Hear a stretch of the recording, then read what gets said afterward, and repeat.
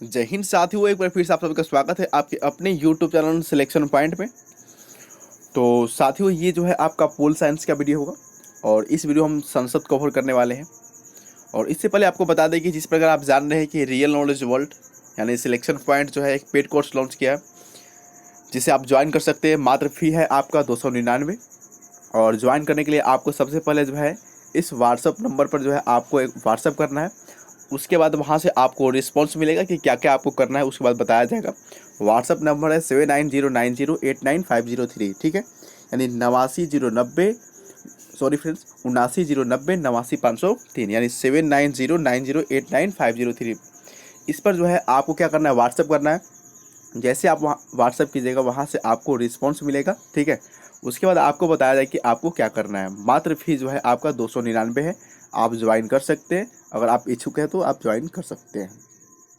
और आज का आप सभी के लिए मोटिवेशन लाइन, हौसले के तरकस में कोशिश का वो तीर जिंदा रखो। हौसले के तरकस में कोशिश का वो तीर जिंदा रखो। हार जाओ चाहे ज़िंदगी में सब कुछ, हार जाओ चाहे ज़िंदगी में सब कुछ, मगर फिर जीतने की उम्मीद जिंदा रखो। मगर फिर जीतने की उम्मीद जिंदा रखो। तो फ्रेंड्स, इस वीडियो में कवर करने वाले संसद, और ये संसद का आपका पार्ट 1 होगा, ठीक है। इसके बाद जो है आपको पार्ट 2 भी लाया जाएगा, पार्ट 3 भी लाया जाएगा। तो इस प्रकार जो है आपको प्रत्येक टॉपिक पर जो है ना आप कवर किया जाएगा। जैसे संसद है, ठीक है, तो इसी प्रकार जो है आपको टॉपिक वाइज जो है कवर किया जाएगा। और आज का फर्स्ट क्वेश्चन आपके स्क्रीन पर है, भारत में सरकार की संसदीय प्रणाली कहाँ से ग्रहण की गई है? भारत में सरकार की संसदीय प्रणाली कहाँ से ग्रहण की गई है? अमेरिकी संविधान से, रूसी संविधान से, ब्रिटिश संविधान से या स्विस संविधान से? तो संसदीय प्रणाली जो है आपकी ब्रिटिश संविधान से ग्रहण की गई है। ऑप्शन नंबर सी हो जाएगा यहाँ पे आपका राइट आंसर, ब्रिटिश संविधान से ग्रहण की गई है। भारत में सरकार की संसदीय प्रणाली ब्रिटिश संविधान से अभिप्रेरित है, जिसमें प्रधानमंत्री देश का जो है आपके वास्तविक कार्यपालक होते हैं, जो संसद के प्रति क्या होते हैं, आपके जिम्मेदार होते हैं। क्वेश्चन नंबर आपका 2 हो जाएगा, सरकार के संसदीय रूप का विचार कहाँ से लिया गया है? सरकार के संसदीय रूप का विचार कहाँ से लिया गया है? रूस, आयरलैंड, ब्रिटेन या अमेरिका? सरकार के संसदीय रूप का जो है विचार कहाँ से लिया गया है? रूस, आयरलैंड, ब्रिटेन या अमेरिका? तो कहाँ से लिया गया? आपका ब्रिटेन से लिया गया है ना। ऑप्शन नंबर सी हो जाएगा यहाँ पे आपका राइट आंसर, ब्रिटेन से आपका लिया गया है। भारतीय संसद के अपर हाउस को किस नाम से जाना जाता है? भारतीय संसद के अपर हाउस को किस नाम से जाना जाता है? Senate, Rajya Sabha, house of Lord या विधानसभा? भारतीय संसद के अपर हाउस को राज्यसभा के नाम से जाना जाता है। तो ऑप्शन नंबर बी हो जाएगा यहाँ पे आपका राइट आंसर, राज्यसभा के नाम से जाना जाता है। भारतीय संसद के अपर हाउस को राज्यसभा के नाम से जाना जाता है। राष्ट्रपति, राज्यसभा और लोकसभा भारतीय संसद के अंग है, जिसमें राज्यसभा को उच्च सदन तथा लोकसभा को निम्न सदन कहा जाता है। क्वेश्चन नंबर आपका 4 हो जाएगा, संसद के दोनों सत्रों के बीच निम्नलिखित में से अधिक कितने समय का अंतराल दिया जा सकता है? यानी संसद के जो 2 सत्र होते हैं उनके बीच अधिकतम जो है कितने समय का अंतराल आपका हो सकता है? 4 मास, 6 मास, 8 मास या 9 मास? तो अधिकतम जो समय होता है वह 6 मास का होता है। ऑप्शन नंबर बी हो जाएगा यहाँ पे आपका राइट आंसर, ऑप्शन नंबर आपका बी हो जाएगा। भारतीय संविधान के अनुच्छेद 85 के आपके एक अनुसार, ठीक है, 85 के आपके एक के अनुसार संसद की एक सत्र की अंतिम बैठक और आगामी सत्र की प्रथम बैठक के लिए नियत तारीख के बीच अधिक से अधिक 6 मास का अंतराल हो सकता है। इस प्रकार एक वर्ष में जो है आपका 2 बार जो है आपका संसद का सत्र बुलाया जाता है। राज्यसभा को भंग किया जा सकता है, यानी बताइएगा क्या राज्यसभा को जो है भंग किया जाता है? और कितने वर्ष के बाद भंग किया जाता है? हर 5 वर्ष बाद, हर 6 वर्ष बाद, या प्रधानमंत्री की सलाह पर, या उपयुक्त में से कोई नहीं? तो देखिए, सबसे पहले आपको बता दें कि राज्यसभा को तो भंग किया जाता नहीं है। तो यहाँ पे ये जो 3 आपका ऑप्शन है क्या हो जाएगा? गलत हो जाएगा। यहाँ पे ऑप्शन नंबर डी हो जाएगा, इनमें से कोई नहीं, ठीक है। ऑप्शन नंबर डी यहाँ पे आपका राइट आंसर हो जाएगा। भारतीय संविधान के अनुच्छेद 83 के 1 के अनुसार राज्यसभा भंग नहीं होगा, तथापि उसके सदस्य में यथासंभव निकटतम 1/3 सदस्य प्रत्येक द्वितीय वर्ष की समाप्ति पर सेवानिवृत्त हो जाते हैं। राज्यसभा एक आपका क्या है, अस्थायी निकाय है जिसे कभी भी भंग नहीं किया जा सकता है। निम्नलिखित में से क्या सही नहीं है? निम्नलिखित में से आपका जो है क्या सही नहीं है, आपको जो है गलत वाक्य पहचानना है। राज्यसभा में निर्वाचन के लिए व्यक्ति की आयु 30 वर्ष अवश्य पूरी होनी चाहिए, ये आपकी बिल्कुल सही है, 30 वर्ष पूरी होनी चाहिए। लोकसभा में निर्वाचन के लिए व्यक्ति की आयु 25 वर्ष अवश्य पूरी होनी चाहिए, तो लोकसभा में जो है मिनिमम आयु जो है 25 वर्ष होनी चाहिए, बिल्कुल सही है। राज्य विधानसभा में निर्वाचन के लिए व्यक्ति की आयु जो है 21 वर्ष पूरी होनी चाहिए, तो देखिए ये आपका जो है 21 वर्ष आपका पूरी नहीं होनी चाहिए, ठीक है, ये आपका जो है क्या हो जाएगा, रॉन्ग हो जाएगा। तो ऑप्शन नंबर सी हो जाएगा यहाँ पे आपका राइट आंसर।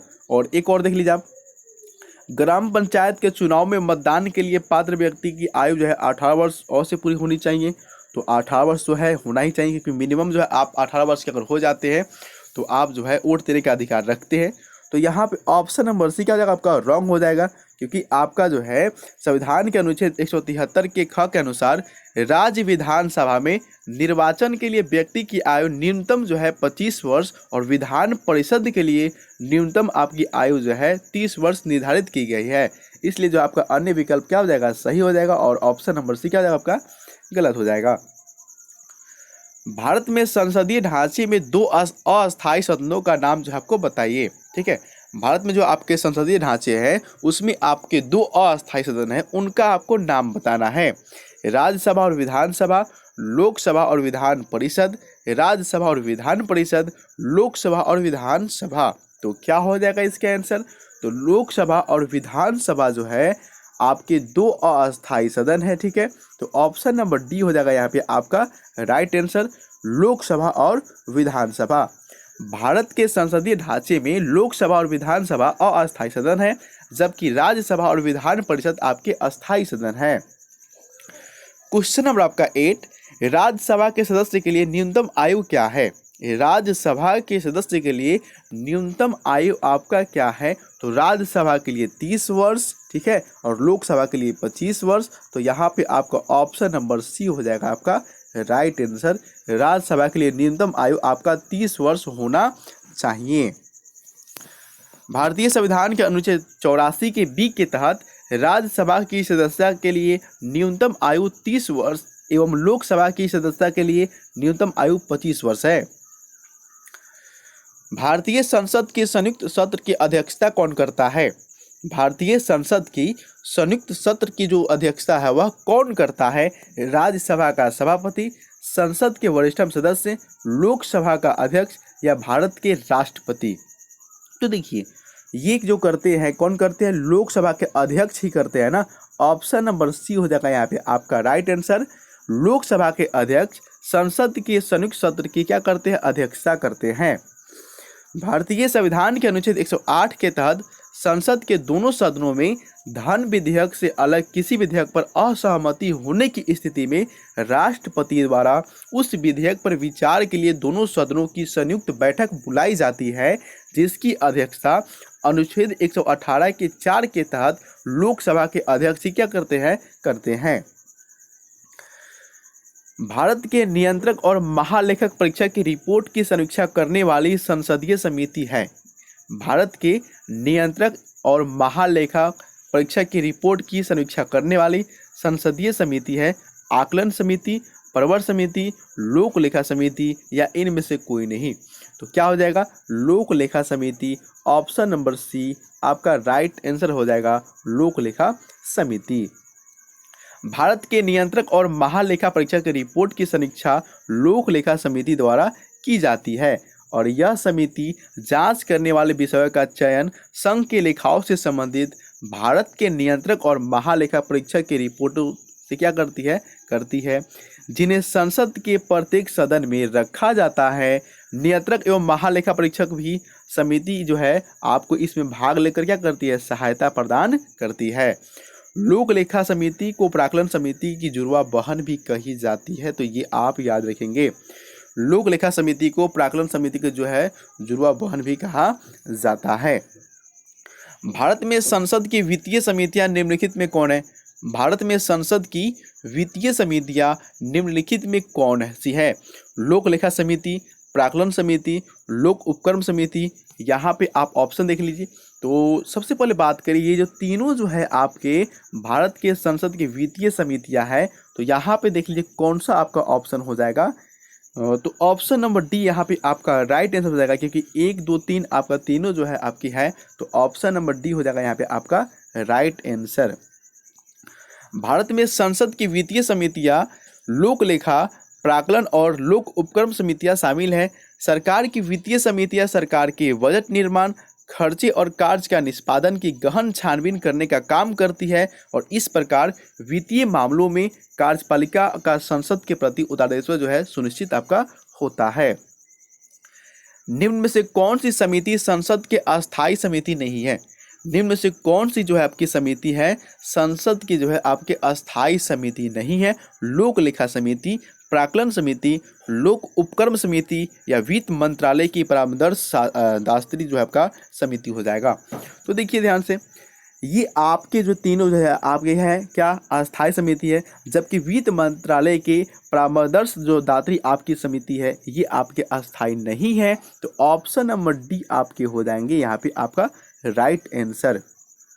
लोक लेखा समिति, प्राक्कलन समिति और लोक उपक्रम समिति संसद की अस्थायी समितियां हैं, जबकि वित्त मंत्रालय की परामर्श दात्री समिति संसद के अस्थायी समिति नहीं है।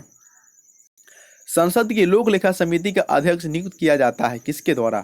संसद की लोक लेखा समिति का अध्यक्ष जो है किसके द्वारा नियुक्त किया जाता है? लोकसभा के अध्यक्ष द्वारा, भारत के प्रधानमंत्री द्वारा, भारत के राष्ट्रपति द्वारा या राज्यसभा के अध्यक्ष द्वारा। तो लोक लेखा समिति के जो अध्यक्ष होते हुए लोकसभा के अध्यक्ष के द्वारा नियुक्त किए जाते हैं। ऑप्शन नंबर ए हो जाएगा यहाँ पे आपका राइट आंसर। ऑप्शन नंबर आपका ए हो जाएगा, लोकसभा के अध्यक्ष के द्वारा। संसद की लोक लेखा समिति का गठन प्रति वर्ष किया जाता है। इस समिति के सदस्यों की संख्या जो है आपकी टोटल जो है 22 होती है, ठीक है, जिसमें आपके 7 सदस्य राज्यसभा और 15 सदस्य जो है लोकसभा द्वारा अनुपातिक प्रतिनिधित्व प्रणाली के अंतर्गत जो है चुने जाते हैं। इस समिति के अध्यक्ष की नियुक्ति लोकसभा के अध्यक्ष द्वारा ही की जाती है और परंपरा अनुसार इस समिति में विपक्षी दल जो है क्या होते हैं आपके नेता जो है आपका क्या होते हैं अध्यक्ष होते हैं। विपक्षी दल के जो नेता होते हैं वह इस समिति के अध्यक्ष आपके होते हैं। भारतीय संसद में लोक लेखा समिति का अध्यक्ष कौन होता है? तो लोक लेखा समिति में जो आपके अध्यक्ष होते हैं वह विपक्षी दल के नेता होते हैं। तो यहाँ पे ऑप्शन नंबर ए क्या हो जाएगा आपका राइट आंसर हो जाएगा।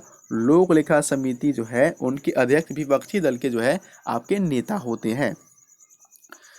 राज्यसभा के सदस्यों का सेवा काल कितना होता है? राज्यसभा के सदस्य का जो सेवा काल होता है वह कितना होता है? 3 वर्ष, 4 वर्ष या 5 वर्ष या 6 वर्ष? तो कितना होता है आपका 6 वर्ष होता है ना। ऑप्शन नंबर डी हो जाएगा यहाँ पे आपका राइट आंसर। 6 वर्ष जो है आपका होता है। राज्यसभा आपके क्या है एक अस्थायी सदन है। यह कभी भी पूर्णतः जो है विघटित नहीं होती है। राज्यसभा के सदस्यों का सेवा काल 6 वर्ष का होता है, तथापि प्रत्येक 2 वर्ष की समाप्ति पर राज्यसभा के यथाशक्ति 1/3 सदस्य जो है सेवानिवृत्त हो जाते हैं और उनके स्थान पर नए सदस्यों का जो है आपका निर्वाचन होता है। राज्यसभा के सदस्यों का चुनाव कितनी अवधि के लिए किया जाता है? तो कितनी अवधि के लिए? 6 वर्ष के लिए किया जाता है। तो ऑप्शन नंबर सी हो जाएगा यहाँ पे आपका राइट आंसर। 6 वर्ष के लिए जो है आपका राज्यसभा के सदस्यों का चुनाव किया जाता है। नागरिकता प्राप्त करने के लिए शर्तें निर्धारित करने वाला सक्षम निकाय कौन सा है? नागरिकता प्राप्त करने के लिए शर्तें निर्धारित करने वाले जो है आपके सक्षम निकाय कौन है? चुनाव आयोग, राष्ट्रपति, संसद और विधानसभा है। तो देखिए नागरिकता प्राप्त करने के लिए शर्तें निर्धारित करने वाली जो आपके सक्षम निकाय है भी आपके संसद है। ऑप्शन नंबर सी हो जाएगा यहाँ पे आपका राइट आंसर। ऑप्शन नंबर आपका सी हो जाएगा संसद। भारतीय संविधान के अनुच्छेद 11 के अनुसार संसद जो है नागरिकता प्राप्त करने के अधिकार का विधि द्वारा जो है विनियमन करती है। भारतीय संघ में नए राज्य की स्वीकृति कौन देता है? भारतीय संघ में नए राज्य की स्वीकृति कौन देता है? राष्ट्रपति, उच्चतम न्यायालय, प्रधानमंत्री या संसद? तो भारतीय संघ में नए राज्य की जो स्वीकृति होते हैं वे संसद ही देते हैं। ऑप्शन नंबर डी हो जाएगा यहाँ पे आपका राइट आंसर। संसद हो जाएगा इसका राइट आंसर आपका हो जाएगा। भारतीय संविधान के अनुच्छेद 2 के अनुसार संसद विधि के द्वारा नए राज्यों का गठन कर सकती है। राज्यों का निर्माण करने का अधिकार अनुच्छेद 3 के अनुसार संसद को प्राप्त है। ठीक है, तो संसद को जो ये अधिकार प्राप्त है, संसद 2 या 2 से अधिक राज्यों को आपस में मिला सकती है अथवा उनकी सीमा, नाम एवं क्षेत्र में परिवर्तन भी कर सकती है। अखिल भारतीय सेवाओं के सर्जन की शक्ति किसे प्राप्त है? अखिल भारतीय सेवाओं के सर्जन की शक्ति जो है किसे प्राप्त है? उच्चतम न्यायालय को, संसद को, मंत्रिपरिषद को या प्रधानमंत्री को? तो देखिए यहाँ पे अखिल भारतीय सेवाओं के सर्जन की जो शक्ति है वह संसद को ही प्राप्त है ना, तो ऑप्शन नंबर बी हो जाएगा यहाँ पे आपका राइट आंसर। संसद को जो ही है आपके अखिल भारतीय सर्जन की शक्ति जो है आपको प्राप्त है, संसद को ही। भारतीय संविधान के अनुच्छेद 312 के 1 के अनुसार संसद विधि द्वारा और संघ और राज्य के लिए सम्मिलित एक या एक से अधिक जो है अखिल भारतीय सेवाओं को सृजित करेगी। मंत्रिपरिषद सामूहिक रूप से किसके प्रति उत्तरदायी होते हैं? मंत्रिपरिषद सामूहिक रूप से किसके प्रति उत्तरदायी होते हैं? राष्ट्रपति, प्रधानमंत्री, लोकसभा, राज्यसभा। तो मंत्रिपरिषद जो होते हैं वह सामूहिक रूप से लोकसभा के प्रति जो है क्या होते हैं, आपके उत्तरदायी होते हैं। ऑप्शन नंबर सी हो जाएगा यहाँ पे आपका राइट आंसर। ऑप्शन नंबर आपका सी होगा। और फ्रेंड्स आपको यह भी बता दें कि कहीं कहीं जो है आप इसका आंसर ऑप्शन नंबर बी भी देखेंगे, प्रधानमंत्री, जो कि आपका गलत है। ठीक है, अब कैसे गलत है यहाँ आप देख भी लीजिए। अनुच्छेद 75 के 3 के अनुसार मंत्रिपरिषद सामूहिक रूप से लोकसभा के प्रति जो है आपके उत्तरदायी है। ठीक है, मंत्रियों की नियुक्ति प्रधानमंत्री के परामर्श पर राष्ट्रपति द्वारा की जाती है और मंत्री व्यक्तिगत रूप से राष्ट्रपति के प्रति जो है आपका उत्तरदायी होंगे। तो ऑप्शन नंबर जो बी आपके प्रधानमंत्री होंगे, अगर आप कहीं देखिए तो वह गलत होगा। इसका राइट आंसर क्या हो जाएगा आपका लोकसभा के प्रति।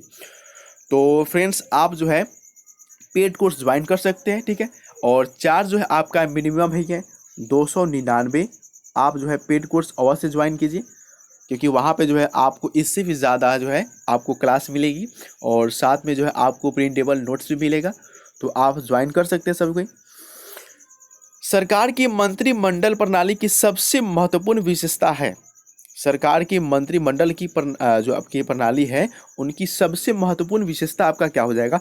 व्यक्तिगत उत्तरदायित्व, सामूहिक उत्तरदायित्व, किसी का भी उत्तरदायित्व नहीं, या गैर उत्तरदायित्व। तो देखिए सरकार की मंत्रिमंडल प्रणाली की सबसे जो महत्वपूर्ण विशेषता है वह आपकी सामूहिक उत्तरदायित्व है। ऑप्शन नंबर बी हो जाएगा यहाँ पे आपका राइट आंसर। ऑप्शन नंबर आपका बी हो जाएगा। सामूहिक उत्तरदायित्व सरकार की मंत्रिमंडल प्रणाली की सबसे महत्वपूर्ण विशेषता है। इसका अर्थ है कि किसी एक मंत्री के प्रति अविश्वास प्रस्ताव नहीं लाया जा सकता है। किसी भी कार्य के लिए समूची जो है आपके मंत्रिपरिषद जो है आपके जिम्मेदार है। लोकसभा में विश्वास खो देने पर समूची जो आपके मंत्रिपरिषद है उन्हें त्याग पत्र जो है आपको देना पड़ता है। तो यहाँ पे आपने एक पॉइंट नोट किया होगा कि केवल एक मंत्री के प्रति जो है आपके अविश्वास प्रस्ताव नहीं लाया जा सकता है। संसद के दोनों सदनों की संयुक्त बैठक को भेजे गए विधेयक का पारित होना होता है। मतलब संसद के जो दोनों सदन को जो संयुक्त बैठक होता है उसमें जो विधेयक आपको होता है उसको पारित करने के लिए कितना बहुमत चाहिए? उपस्थित सदस्यों के साधारण बहुमत से, कुल सदस्यों की पूर्ण बहुमत से, उपस्थित सदस्यों की 2/3 बहुमत से, या उपस्थित सदस्यों के 3/4 बहुमत से। तो देखिए ये जो आपके संयुक्त बैठक होते हैं उसमें आपके विधेयक पास होने के लिए उपस्थित सदस्यों के साधारण बहुमत ही आवश्यक होता है। तो ऑप्शन नंबर ए हो जाएगा यहाँ पे आपका राइट आंसर। ऑप्शन नंबर आपका ए हो जाएगा। संविधान के अनुच्छेद 108 के अंतर्गत संयुक्त बैठक का प्रावधान है। धन विधेयक के अतिरिक्त विधेयकों पर सदनों की असहमति के बाद संयुक्त बैठक का प्रावधान है, जिसकी अध्यक्षता कौन करते हैं? तो लोकसभा के अध्यक्ष करते हैं। और संयुक्त बैठक को जो आपको भेजा जाता है उस विधेयक में दोनों सदनों के उपस्थित और मत देने वाले सदस्यों की कुल संख्या के साधारण बहुमत से ही जो है आपका पारित होता है। तो यहाँ पे आप याद रखें ये साधारण बहुमत ही इसमें आपका लागू होता है। संसद में आपका शामिल है क्या क्या जो है आपको संसद में शामिल है? राष्ट्रपति, लोकसभा और राज्यसभा, लोकसभा और राज्यसभा, लोकसभा और विधानसभा, विधानसभा, विधान परिषद और लोकसभा। तो संसद में क्या क्या शामिल है आपका? तो संसद जो है आपके राष्ट्रपति, लोकसभा और राज्यसभा जो है आपके शामिल है और ये इनका अंग है। तो ऑप्शन नंबर ए हो जाएगा यहाँ पे क्या आपका राइट आंसर, ऑप्शन नंबर आपका ए हो जाएगा, राष्ट्रपति, लोकसभा और राज्यसभा। संविधान के अनुच्छेद 79 के अनुसार संघ के संसद राष्ट्रपति, लोकसभा और राज्यसभा से मिलकर क्या होती है आपका बनती है। निम्नलिखित में कौन भारत में कानूनों को बनाता है, निम्नलिखित में से कौन भारत में कानूनों को बनाता है। राष्ट्रपति और मंत्रिपरिषद, उच्चतम न्यायालय और उच्च न्यायालय, राष्ट्रपति और संसद के दोनों सदन, या लोकसभा और राज्यसभा। तो देखिए भारत में जो कानून बनता है ना, तो राष्ट्रपति और संसद दोनों सदनों के द्वारा ही बनते हैं। ऑप्शन नंबर सी हो जाएगा यहाँ पे आपका राइट आंसर, ऑप्शन नंबर आपका सी हो जाएगा, राष्ट्रपति और संसद के दोनों सदनों के द्वारा जो है मिलकर बनाया जाता है। देखिए भारतीय संविधान के संसद में दोनों सदनों द्वारा पारित हो जाने के बाद जो है आपका विधेयक जो है राष्ट्रपति की अनुमति भी आपका आवश्यक होता है। अगर कोई विधेयक पारित हो जाता है दोनों सदनों में तो वहाँ पे आपके राष्ट्रपति की अनुमति भी चाहिए। कोई विधेयक तब तक कानून नहीं बन सकता है जब तक कि राष्ट्रपति इसकी अनुमति आपके नहीं दे देते हैं। तो यहाँ पे आपको दोनों सदन होना चाहिए और राष्ट्रपति भी। अगला क्वेश्चन और आज का लास्ट क्वेश्चन, विधानमंडल का प्रमुख कर्तव्य क्या है। विधानमंडल का प्रमुख कर्तव्य आपका क्या है। केंद्रीय प्रशासन, नियमों को अधिनियमित करना, न्यायिक मामलों को कार्यान्वित करना या कानूनों को कार्यान्वित करना। तो विधानमंडल का जो है आपका प्रमुख कर्तव्य क्या है, नियमों को अधिनियमित करना ना। ऑप्शन नंबर बी हो जाएगा यहाँ पे आपका राइट आंसर, ऑप्शन नंबर आपका बी हो जाएगा यहाँ पे आपका राइट आंसर। विधानमंडल का प्रमुख कर्तव्य नियमों को अधिनियमित करना है और ये आपका अनुच्छेद 242-46 के अनुसार आपका कहा गया है। तो फ्रेंड्स आज के लिए इतना ही, और सबसे पहले आप सभी को जो है कमेंट बॉक्स में जय हिंद जरूर लिखेंगे और आप सभी को जो है पेड कोर्स जरूर ज्वाइन कीजिए। 7909098503 पर जो है सबसे पहले आप व्हाट्सएप कीजिए, वहाँ से आपको रिस्पॉन्स दिया जाएगा। तो आज के लिए इतना ही, जय हिंद, जय भारत, वंदे मातरम। मिलते हैं अगले वीडियो में।